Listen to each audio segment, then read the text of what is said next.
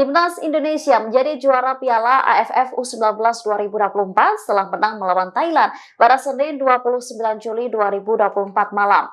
Tangis para Garuda Muda pecah setelah peluit panjang dibunyikan.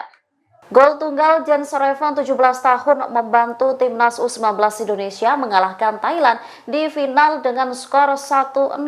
Para pemain muda langsung bersorak dan berpelukan di tengah lapangan. Sementara sang pelatih Indra Syafri dan para staf langsung sujud syukur merayakan kemenangan. Tangis Jens pun pecah bahkan saat melakukan sesi konferensi pers. Perasaan yang dimiliki Jens Revan sebagai pemain naturalisasi Timnas Indonesia di Piala AFF U19 pun campur aduk. Rasa haru, emosional, dan bahagia menjadi perasaan Jens Revan setelah menjadi pahlawan kemenangan Garuda Muda.